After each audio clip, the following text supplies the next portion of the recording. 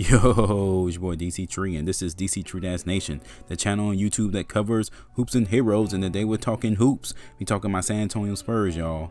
And we almost were there against the Suns, but we lost again. And I gotta give it to him, man. It wasn't for lack of effort in the fourth quarter, because that's usually when we fold, but we still couldn't get over the hump. And even my boy Murray couldn't get us over the top, although he had the ball on the string last night. Got another triple-double, man. He came alive in those last few minutes. But I had an epiphany when he was doing all that, and he missed that crucial three. I was like, you know what? Maybe we should get Vassell involved more. Maybe we should have run the offense through him. What? Bro, what are you talking about, man? And don't get me wrong, I do still feel like Murray should get his touches. I do still feel like we should move the ball, but I'm all for giving Vassell like 3, 4, maybe even 5 ISO plays during the fourth quarter. Maybe not crunch time, but during the fourth quarter, we have to give him more shots, man. And I know y'all laughing at that right now.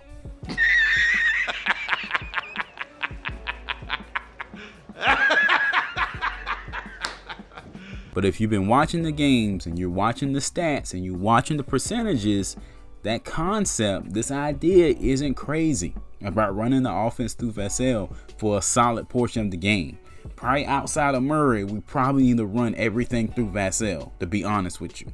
But before I jump too deep into it, if you like my content, please sub to the channel, hit that like button, and don't forget to hit that notification bell for more videos. Thank you for the support.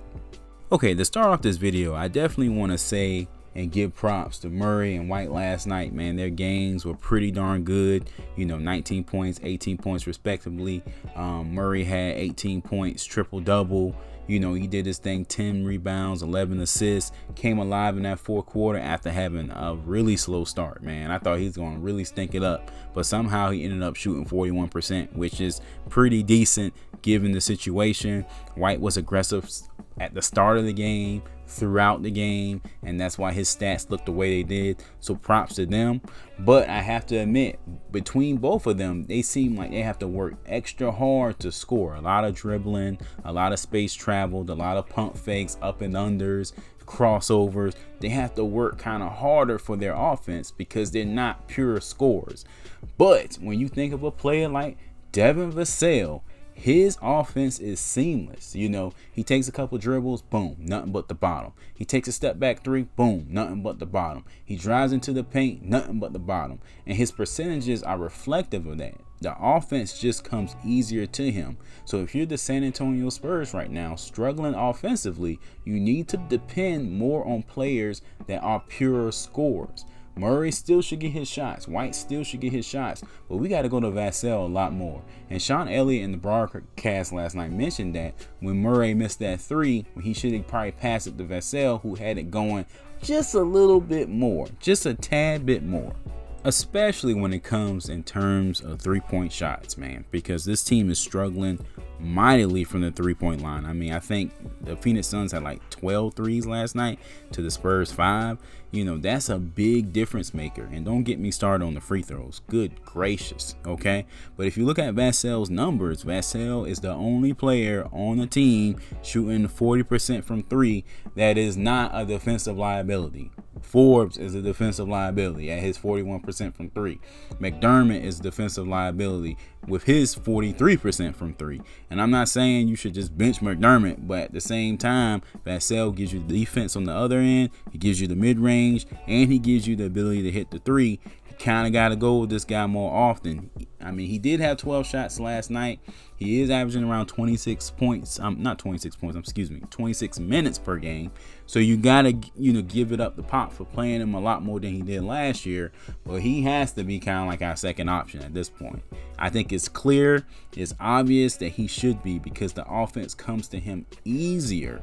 And then he's not a defensive liability. You can play him an extra 5, 6, 7 minutes a game at the expense of someone else, unfortunately. But you can do that and not miss a beat defensively. defensively. I get that Derek White numbers are very high on the defensive end this year with the blocks and the charges and all those things like that, but defensively isn't necessarily where we're struggling in key moments. We need that offense, or at least someone who's an offensive threat to open up the lane for a player like Murray to get into the paint easier than he had to do last night. He had to work really hard to make things happen, and Vassell could really open up things for him and himself if they play more minutes together. And if you're the San Antonio Spurs, you just have to have an honest conversation with yourself and think, okay, outside of DeJounte Murray, who do we have that can play ISO ball? And ISO ball is something that fans hate, but the reality of the situation, every team plays ISO ball at the end of games. You have to put the ball in the hand of one player and for him to make something happen. Now, granted, we saw that last night. You don't always have to shoot the ball. You can make the right play, make the right pass. Pirtle was real involved last night at the end of the game because people forgot about him and our guards were getting it to him. Derek White was getting it to him. D. Murray was getting it to him. So you can make the right play. So I'm not saying mess with that formula because he is our point guard. He is leading us in every category: points, rebounds, assists, steals, everything. So he deserves his touches.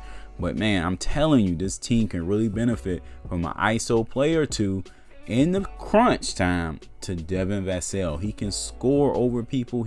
I'm pretty sure he could score in the post like a fadeaway, aka Aldridge used to do back in the day. You know, he has the skill set to be able to do that. He has that Carmelo Anthony skill set. No, I'm not saying he's Carmelo Anthony. No, I'm not putting him in that category just yet. But what I'm saying is you can move everyone else on one side of the floor. He can go ISO. He can pull up and get you a bucket. I'm confident that he can do that. He has the skill set to do it. And then his attitude also shows you he can do it. He, probably outside of Murray, has the most heart on the team visibly, you know, and not to take away from a dog D White or anything like that, but those cats are a little bit more reserved. You know, Forbes is a little bit more reserved. Lonnie at times can be more reserved, but you could tell when Vassell gets out there that he wants to win. You can tell in the press conferences when we lose that he's hurt and he's angry, he's frustrated.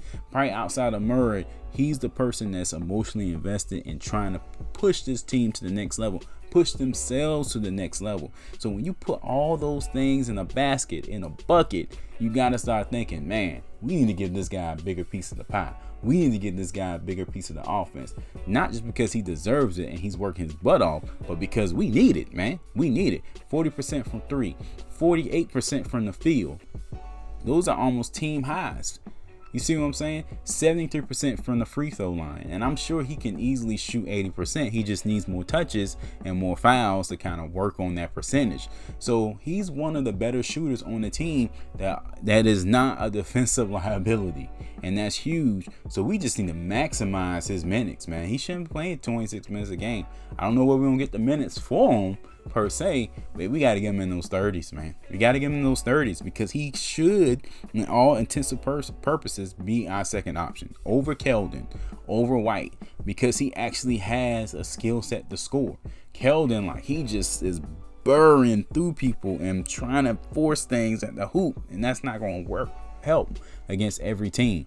If you look at Keldon's game, his best games this season has been games where he can actually hit a jumper. Vassell always can hit his jumper so far this season, and that's the difference. Alright guys, that's it for this one. Let me know in the comment section below how you feel about this video. What's your feelings on Vassell? Am I tripping? Am I on point? Let me know, guys. Let's congregate in the comments, my brethren. Make sure you check out the other videos on the channel. Don't forget about the superhero playlist. I got some hot stuff coming for that. Keep your eye out for that playlist even more. And I appreciate the support, and I will catch you in the next one. Peace.